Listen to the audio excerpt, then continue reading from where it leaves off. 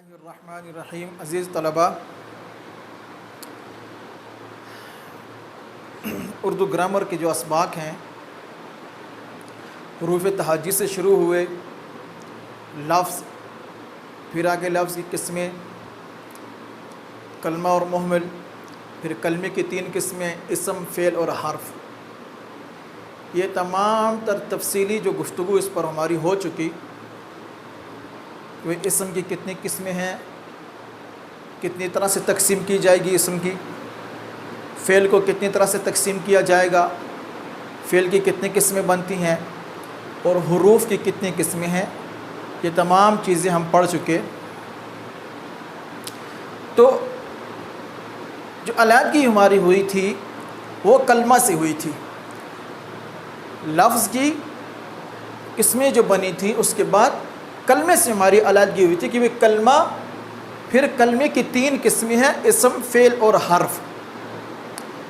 تو کلمے کی تعریف ہم نے وہاں پر یہ پڑھی تھی کہ اکیلا بامعنی لفظ، اکیلا بامعنی لفظ کو کلمہ کہا جاتا ہے۔ جیسے مسجد ایک کلمہ ہے، آؤ ایک کلمہ ہے، آتا ہے ایک کلمہ ہے، فعل ہے، ٹھیک ہے۔ تو یہ مختلف کلمات ہیں۔ تو کلمے کے مقابلے میں ایک چیز ہوتی ہے، اس کو کلام کہا جاتا ہے۔ ایک ہوتا ہے کلمہ جو مفرد، واحد اور اکیلا لفظ ہوتا ہے، اس کو کلمہ کہا جاتا ہے۔ جب 2 یا 2 سے زیادہ الفاظ جب آپس میں ملاتے ہیں آپ، تو اس سے کلام بنتا ہے۔ 2 یا 2 سے زائد الفاظ کو جب آپس میں ملاتے ہیں تو اس ملانے سے جو مجموعہ ہمارے ہاتھ میں آئے گا اس کو ہم کلام کہیں گے۔ اکیلا واحد کوئی کلمہ ہوگا اس کو ہم جو نہ وہ کلمہ ہی کہیں گے، اس کو لفظ یا کلمہ کہیں گے۔ جیسے دیکھیں میں بورڈ پہ لکھتا ہوں، یہ مسجد بڑی ہے۔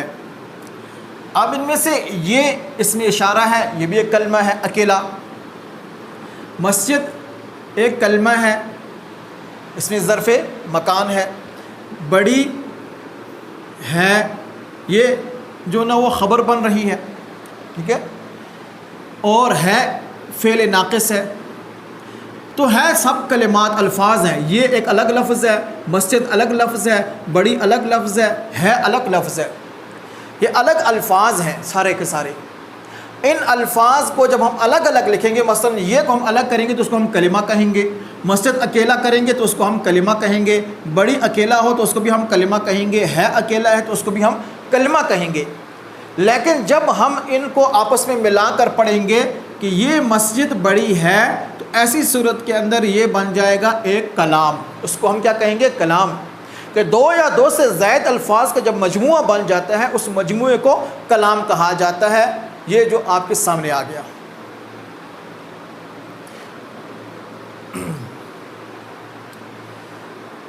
دیکھیں بورڈ پر میں نے تعریفیں لکھی ہوئی ہیں۔ کلام، 2 یا 2 سے زیادہ الفاظ کے مجموعے کو کلام یا مرکب کہتے ہیں۔ کلام بھی کہتے ہیں اس کو، مرکب بھی کہتے ہیں۔ جیسے اچھا گھر، اچھا ایک الگ کلمہ ہے، گھر الگ کلمہ ہے۔ ان دونوں کو ہم نے آپس میں ملایا تو یہ بن گیا مرکب یا کلام۔ اس کو ہم کیا کہیں گے؟ اچھا گھر ایک مرکب ہے یا کلام ہے۔ کالا گھوڑا، اب کالا الگ ہے، گھوڑا الگ ہے، کلمہ ہے۔ یہ دونوں الگ الگ الفاظ اور کلمات ہیں۔ ان دونوں کو جب ہم نے آپس میں ملایا تو یہ ایک مرکب بن گیا یا کلام بن گیا۔ طویل رات، لمبی رات، طویل مانا لمبی، تو لمبی رات یا طویل رات، تو طویل الگ ایک اسم ہے، الگ ایک کلمہ ہے، رات ایک الگ اسم اور کلمہ ہے۔ لہٰذا ان دونوں کو جب آپس میں ہم نے جوڑا تو یہ بن گیا ایک کلام۔ اسد بازار گیا، اب اسد اسم ہے، نام ہے، اس میں علم ہے، بازار الگ کلمہ ہے، اسم ہے، اس میں ظرف مکان ہے، گیا فعل ہے۔ جب ان تینوں کو آپس میں ہم نے ملایا تو یہ کلام بن گیا، ورنہ سارے الگ الگ اس کو کریں تو الگ الگ الفاظ، الگ الگ کلمہ ہے۔ تو آپ کو یہ بات سمجھ میں ہوگی کہ ایک ہوتا ہے کلمہ، ایک ہوتا ہے کلام۔ کلمہ اکیلا مفرد کلمہ جو ہوتا ہے اس کو کلمہ کہا جاتا ہے، بمعنی لفظ کو کلمہ کہا جاتا ہے، بے معنی لفظ کو محمل کہتے ہیں۔ یہ بنیادی باتیں پہلے دن کا ہمارا سبق تھا۔ دوسری بات یہ سمجھیں کہ کلام کس کو کہتے ہیں؟ دو یا دو سے زیادہ الفاظ کا جو مجموعہ ہوگا اس کو ایک مرکب بنائیں تو اس کو مرکب بھی کہتے ہیں اور کلام بھی کہتے ہیں، جیسے اچھا گھر، کالا گھوڑا، طویل رات، اسد بازار گیا، وغیرہ وغیرہ۔ پھر اگلی بات یہ سمجھیں کہ کلام کو مرکب بھی کہتے ہیں، کلام کو مرکب بھی کہتے ہیں اور کلام بھی کہتے ہیں، یہ دونوں نام اس کے ہیں کلام کے۔ تو کلمہ ایک ہو گیا، کلمے کے مقابلے میں آتا ہے کلام یا مرکب۔ پھر کلام یا مرکب کی دو قسمیں ہیں، کلام یا مرکب کی دو قسمیں ہیں، ایک کو کہا جاتا ہے مرکب ناقص یا کلام ناقص۔ پہلی قسم کون سی ہے مرکب کی یا کلام کی؟ کہ مرکب ناقص یا کلام ناقص۔ دوسری کو کہا جاتا ہے مرکب تام یا کلام تام یا جملہ بھی کہتے ہیں اس کو۔ مرکب کی دو قسمیں ہیں، کلام کی دو قسمیں ہیں، کلام ناقص یا کلام تام، یا مرکب ناقص یا مرکب تام۔ پھر سمجھ لیجئے، کلام کو مرکب بھی کہتے ہیں، کلام کو مرکب بھی کہتے ہیں، اور پھر مرکب کی دو قسمیں ہیں، مرکب تام یا مرکب ناقص، اور یا کلام ناقص یا کلام تام، اور کلام تام کا تیسرا نام بھی ہے، اس کو جملہ بھی کہتے ہیں۔ یہاں تک بات امید ہے کہ آپ کو سمجھ آ گئی ہوگی۔ اگلی بات یہ سمجھے کہ مرکب ناقص اور مرکب تام یہ کسے کہتے ہیں، کس کو کہتے ہیں؟ مرکب ناقص وہ کلام ہوتا ہے، وہ دو یا دو سے زائد الفاظ کا مجموعہ کہ جس کو سننے والے کو پورا مطلب سمجھ میں نہ آئے۔ ناقص کا مطلب ہوتا ہے نا کہ جو ابھی تک پورا نہیں ہوا، تو ناقص کا مطلب جو نا نقصان سے نکلا ہے۔ تو اس کا نقصان یہ ہوتا ہے کہ پورا مطلب سمجھ میں نہیں آتا کہ کہنے والے کا مقصد کیا ہے، پوری بات کیا کہنا چاہتا ہے، پوری بات ابھی تک اس کو سمجھ میں نہیں آتی ہے۔ تو مرکب ناقص وہ کلام ہوتا ہے کہ جس کا پورا مطلب سمجھ میں نہ آئے، اس کو مرکب ناقص کہتے ہیں۔ جیسے یہ گھر، اب یہ گھر کوئی کہے الفاظ زبان سے نکالے کہ بھئی یہ گھر، اب آپ کو سامنے یہ الفاظ تو آ گئے، اس کو ہم کلام ہی کہیں گے، مرکب ہی کہیں گے کہ یہ الگ ایک لفظ ہے اور گھر الگ ایک لفظ ہے، یہ اس میں اشارہ ہے، گھر مشار الیہ ہے، تو لہٰذا یہ دونوں مرکب ہیں، دو الفاظ کا مجموعہ تو ہے لیکن اس کا فائدہ نہیں آ رہا، اس کا مطلب سمجھ میں نہیں آ رہا کہ کیا کہنے کا مقصد ہے اس کا۔ تو لہٰذا ہم یہ کہیں گے کہ بھئی یہ گھر کیا ہوگا، مرکب ناقص ہے۔ یا اسی طرح 10 روپے، اب 10 روپے، 10 ایک الگ اسم ہے، روپے الگ اسم ہے، ہمیں یہ بات سمجھ میں نہیں آ رہی کہ 10 روپوں کا کیا مطلب ہے، 10 روپے کیا ہوئے، تو پوری بات سمجھ میں نہ آئے اس کو مرکب ناقص کہتے ہیں۔ دوسری قسم مرکب تام یا جس کو جملہ بھی کہتے ہیں، اس کی تعریف ہے کہ جس کا پورا مطلب سمجھ میں آئے، کہ جب کوئی آدمی زبان سے ایک جملہ بولتا ہے یا الفاظ بولے، ان الفاظ کا پورا مطلب اگر آپ کو سمجھ میں آتا ہے تو اس کو پھر ہم مرکب تام بھی کہتے ہیں، اس کو کلام تام بھی کہتے ہیں، اس کو جملہ بھی کہتے ہیں، اس کو جملہ بھی کہتے ہیں اور مرکب تام بھی کہتے ہیں۔ جیسے یہ گھر خوبصورت ہے، یہ گھر خوبصورت ہے۔ اب دیکھیں یہ بھی ایک اسم ہے، گھر بھی ایک اسم ہے، خوبصورت بھی اسم ہے، اور ہے جو ہے یہ فعل ناقص ہے، تو یہ سب کا مجموعہ مل کر کیا بن گیا، ایک جملہ بن گیا۔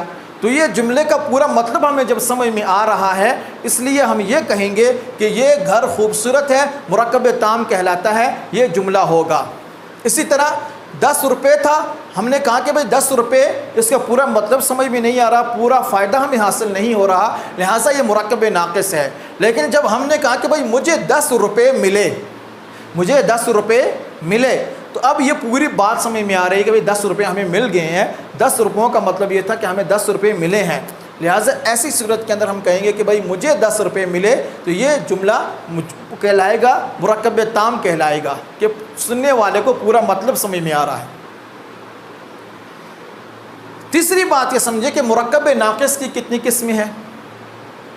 مرکب ناقص کی 8 قسمیں ہیں۔ مرکب ناقص کی، یا جس کو کلام ناقص کہا جاتا ہے یا مرکب ناقص کہا جاتا ہے، اس کی 8 قسمیں ہیں۔ ایک کو کہا جاتا ہے مرکب اضافی، دوسری ہے مرکب توصیفی، تیسری ہے مرکب عطفی، چوتھی ہے مرکب اشاری، پانچویں ہے مرکب جاری، छठी है मुरक्कब अददी, सातवीं है मुरक्कब ताबे मुहमल और आठवीं है मुरक्कब ताबे मौजू, मुरक्कब ताबे मौजू। उम्मीद है कि इनमें से कुछ किस्में आपको बार बार जो ना वो हमारी ग्रामर के दौरान जो ना कुछ बातें आ रही थी, इंशाल्लाह आपको ये बातें आसानी से समझ में आएंगी, क्योंकि इन बातों के मुतालिक कुछ न कुछ इशारात पहले हमारे सबकों के अंदर हुए हैं। तो मुरक्कब नाक़िस की कुल 8 किस्में हैं। पहले का नाम है मुरक्कब तो इज़ाफ़ी। मुरक्कब इज़ाफ़ी कौन सा होता है, इसकी तरफ इशारा हमने पहले किया भी था, फिर हम समझ लेते हैं कि मुरक्कब इज़ाफ़ी किसे कहते हैं।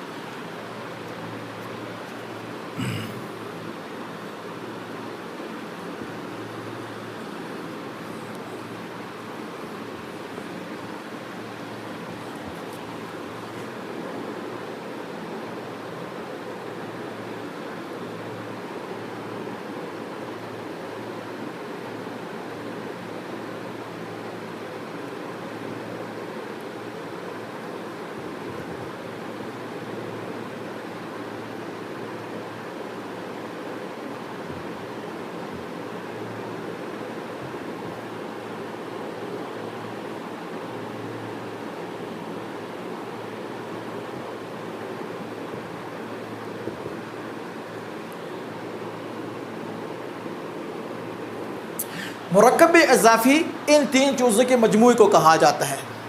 मुरक्कब इज़ाफ़ी इन 3 चीज़ों के मजमूए को कहा जाता है। सबसे पहले मुज़ाफ़ुन इलैह, दूसरा हर्फ़ इज़ाफ़त, तीसरा मुज़ाफ़। मुज़ाफ़ुन इलैह, हर्फ़ इज़ाफ़त और मुज़ाफ़ के मजमूए को मुरक्कब इज़ाफ़ी कहा जाता है। अगर आपसे कोई पूछता है कि भाई मुरक्कब इज़ाफ़ी किससे कहते हैं, तो आसान सी बात है, आप यूँ कहेंगे कि मुज़ाफ़ुन इलैह, हर्फ़ इज़ाफ़त और मुज़ाफ़ के मजमूए को मुरक्कब इज़ाफ़ी कहा जाता है।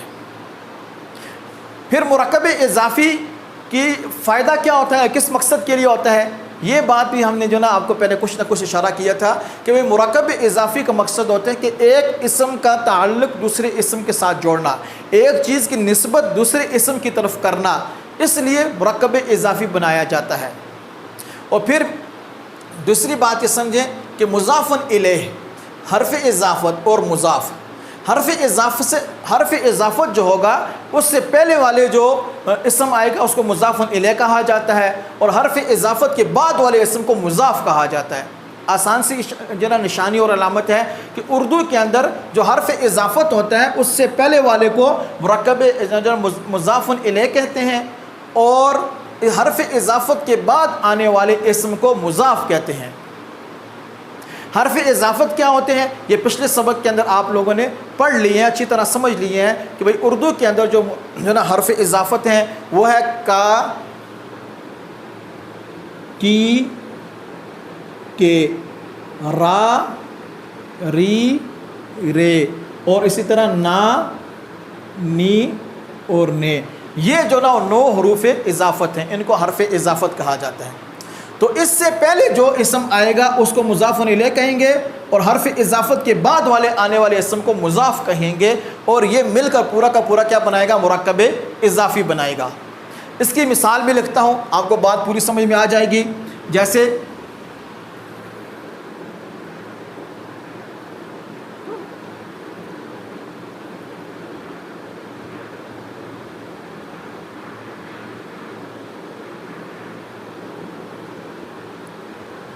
जैसे जन्नत का फल, जन्नत का फल। अब का, की, के हमने कहा था कि भाई ये हरूफ़ इज़ाफ़त है, तो आपने आंखें बंद करके कह देना है कि भाई ये का, की, के में से का क्या है, हर्फ़ इज़ाफ़त है, लिहाजा इससे पहले आने वाला इस्म जो होगा वो मुज़ाफ़ुन इलैह। जन्नत को क्या कहेंगे हम, मुज़ाफ़ुन इलैह, और का हर्फ़ इज़ाफ़त हो गया, फल होगा ये मुज़ाफ़ कहलाएगा। तो जन्नत का फल ये मुज़ाफ़ुन इलैह, का हर्फ़ इज़ाफ़त, फल मुज़ाफ़, ये मिलकर क्या बन जाएगा, पूरा का पूरा टोटल, इसको हम क्या कहेंगे, मुरक्कब इज़ाफ़ी, मुरक्कब इज़ाफ़ी। तो मुज़ाफ़ुन इलैह, हर्फ़ इज़ाफ़त और मुज़ाफ़ का जो मजमूआ होगा, जैसे जन्नत का फल, तो इस पूरे के पूरे को, जन्नत का फल पूरे को हम क्या कहेंगे, मुरक्कब इज़ाफ़ी कहेंगे कि ये जन्नत जो ना मुज़ाफ़ुन इलैह है, का हर्फ़ इज़ाफ़त और फल मुज़ाफ़, پورا مل کر مرکب اضافی بن گیا. یا اسی طرح سمجھیں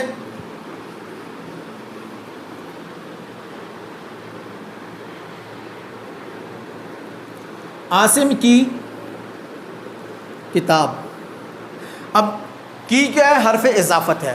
تو حرف اضافت سے پہلے والا اسم مضاف الیہ ہوگا. عاصم مضاف الیہ کہلائے گا، کتاب مضاف کہلایا، اور کی حرف اضافت ہو گیا. تو یہ مضاف الیہ اور حرف اضافت اور مضاف یہ مل کر پورا کا پورا سارا کا سارا اس کو ہم کیا کہیں گے؟ مرکب اضافی کہیں گے.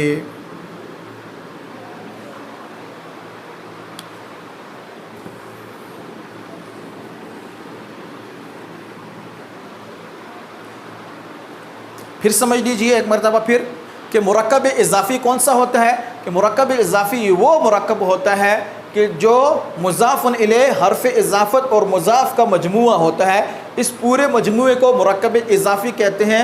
اور مرکب اضافی کے اندر حرف اضافت سے پہلے والا جو اسم ہوگا اس کو مضاف الیہ، حرف اضافت کے بعد والے کو مضاف کہتے ہیں. ایک بات بیچ میں سے تھوڑا فائدے کے لیے آپ یہ سمجھ لیجئے کہ اردو کے اندر فارسی ترکیب بھی استعمال ہوتی ہے مرکب اضافی کی، لیکن وہاں پر معاملہ ذرا الٹ ہوتا ہے. فارسی کے اندر جو ایک تو وہاں پر جو نا وہ حرف اضافت نہیں ہوتا، فارسی کے اندر حرف اضافت نہیں ہوتا، وہاں پر زیر اضافت ہوتی ہے. اور دوسرا فرق یہ کہ وہاں پر جو نا مضاف الیہ بعد میں آتا ہے اور مضاف پہلے آتا ہے. جیسے دیکھیں صبح قیامت.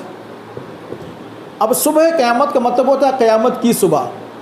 اس کا ہم آسان ترجمہ کریں اردو کے اندر، اس کو کنورٹ کریں تو بن جائے گا صبح قیامت، قیامت کی صبح.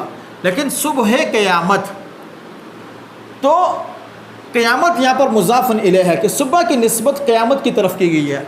تو لہٰذا صبح جو ہوگا وہ مضاف کہلائے گا، قیامت مضاف الیہ ہے.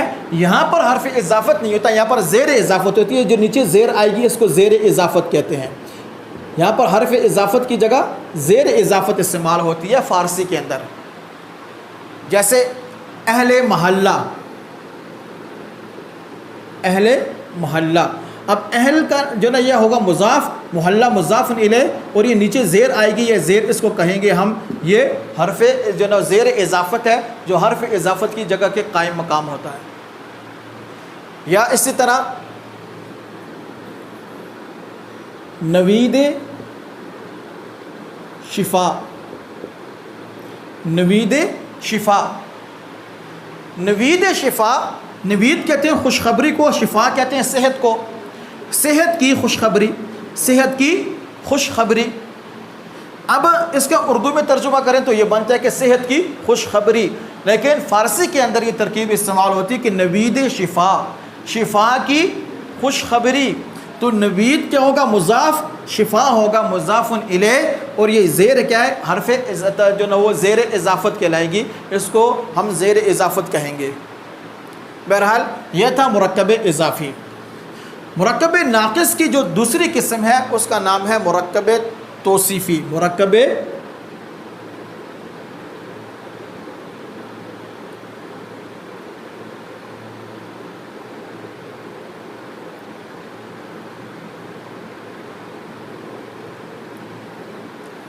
اس میں صفت وہ ہم پوری تفصیل کے ساتھ پڑھ چکے ہیں.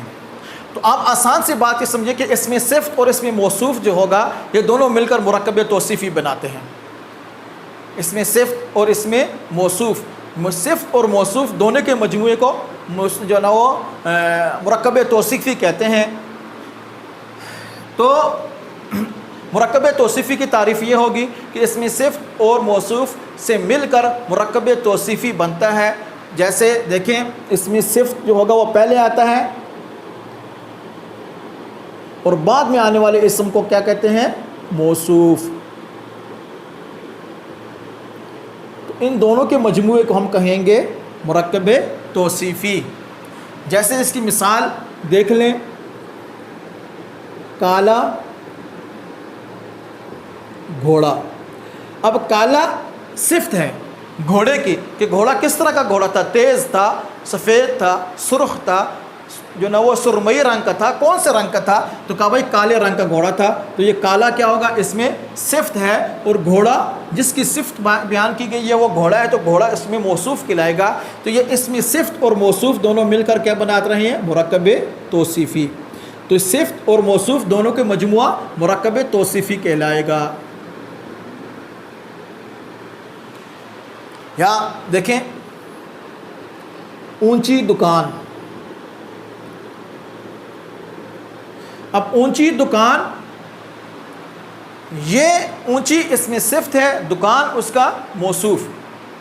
لہٰذا اونچی صفت اور موصوف دونوں مل کر جو بنا رہے ہیں اس کو ہم کہیں گے مرکب توصیفی. یہ مرکب ناقص کی قسم نمبر 2 مرکب توصیفی کہلائے گا.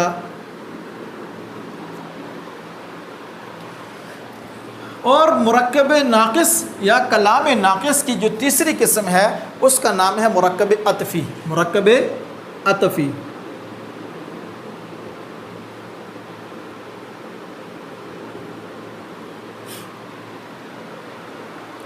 مرکب عطفی مرکب اضافی کی طرح 3 چیزوں کے مجموعے کا نام ہوتا ہے.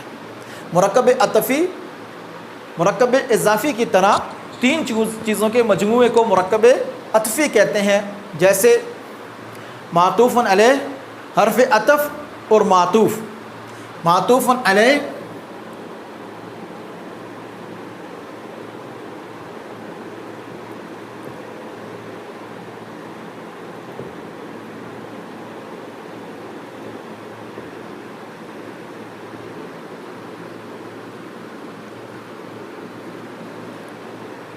ان 3 چیزوں کے مجموعے کو مرکب عطفی کہتے ہیں. ایک بات یہ سمجھے کہ بھائی معطوف علیہ کہیں گے, اس کو معطوف علیہا نہیں کہیں گے. تو یہ معطوف علیہ, حرف عطف اور معطوف, یہ 3 چیزیں مل کر مرکب عطفی بناتی ہیں. اور حرف عطف کیا ہے وہ ہم نے پیچھے اس کی تفصیل پڑھ رہی ہے کہ حرف عطف جو نہ ہو اردو کے اندر اور بھی ہے, واو بھی ہے, پھر بھی ہے. جیسے دن اور رات. اب جو حرف عطف ہے, حرف عطف سے پہلے آنے والے اسم کو ہم معطوف علیہ کہیں گے, حرف عطف کے بعد والے آنے والے اسم کو ہم معطوف کہیں گے. تو اور کیا ہے؟ حرف عطف ہے. لہٰذا دن کیا کہلائے گا؟ معطوف علیہ. اور رات کیا کہلائے گا؟ معطوف, کیونکہ رات اور کے بعد حرف عطف کے بعد آ رہی ہے. لہٰذا دن ہوگا معطوف علیہ, رات ہوگی حرف عطف, اور جنا رات ہوگی معطوف اور حرف عطف ہے. ان تینوں کا مجموعہ جو مل کر بنے گا مرکب عطفی. جیسے بیٹی اور بیٹا. اب بیٹی اور بیٹا اور حرف عطف ہے, لہٰذا اس سے پہلے والا اسم جو بیٹی ہے وہ معطوف علیہ, اور بیٹا کیا کہلائے گا؟ معطوف. معطوف علیہ اور معطوف مل کر یہ پورا کا پورا حرف مرکب عطفی بن جائے گا. پورا مجموعہ کیا کہلائے گا؟ مرکب عطفی کہلائے گا. یا واو کی مثال سمجھیں, جیسے شب و روز. اب واو حرف عطف ہے, شب معطوف علیہ کہلائے گا, روز معطوف, معطوف علیہ اور معطوف مل کر پورا مرکب عطفی بن جائے گا. اور تیسری چیز جو تھی, یہ جو ہے نا تیسری قسم ہے مرکب ناقص کی. تو پھر سمجھ لیجیے, ایک مرتبہ پھر میں آپ کے سامنے بیان کر دیتا ہوں کہ وہی کلام جو ہوتا ہے وہ 2 یا 2 سے زیادہ الفاظ کا جو مجموعہ ہوگا اس کو کلام بھی کہتے ہیں یا مرکب بھی کہتے ہیں. اگر اکیلا ایک لفظ ہے, بامعنی لفظ ہے, تو اس کو ہم کلمہ کہیں گے. اگر بامعنی لفظ نہیں ہے, بے معنی لفظ ہے, تو اس کو ہم محمل کہیں گے. اور اگر جو نا وہ 2 یا 2 سے زیادہ الفاظ ہیں تو اس الفاظ کے مجموعے کو ہم مرکب کہیں گے یا کلام کہیں گے. پھر مرکب کی یا کلام کی 2 قسمیں ہیں. مرکب کی یا کلام کی 2 قسمیں ہیں. پہلی قسم کو کہا جاتا ہے مرکب ناقص یا کلام ناقص. مرکب ناقص یا اس کو کلام ناقص بھی کہتے ہیں. دوسری قسم کا نام ہے مرکب تام یا کلام تام, یا اس کو جملہ بھی کہتے ہیں, پھر پھر مرکب ناقص کی آگے 8 قسمیں تھیں. پہلی قسم تھی مرکب اضافی، پوری تفصیل آپ کے سامنے آ گئی. دوسری قسم ہے مرکب توصیفی، پوری تفصیل آ گئی. تیسری قسم تھی مرکب عطفی، پوری تفصیل آ گئی. آگے جو نا یہ 4-5 جو نا وہ یہ 5 قسمیں مزید رہتی ہیں. انشاءاللہ اس کا ہم جو نا اگلے سبق کے اندر اس کا مطالعہ کریں گے، اس کو پڑھیں گے، اس کو دیکھیں گے کہ بھئی کیا کیا اس کے اندر ہوتا ہے، کس طرح سے اس کو پڑھا جاتا ہے، سمجھا جاتا ہے. بہرحال یہ تھا کلام. کلام کو مرکب بھی کہتے ہیں، کلام بھی کہتے ہیں.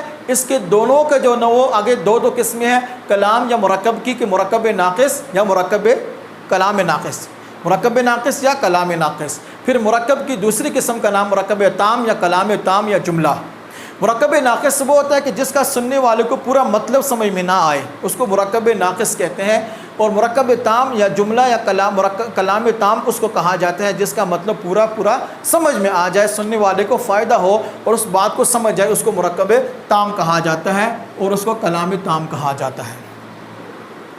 پھر مرکب کی جو پہلی قسم تھی اس کا نام تھا مرکب اضافی، وہ بھی آپ کے سامنے تفصیل کے ساتھ آ گئی.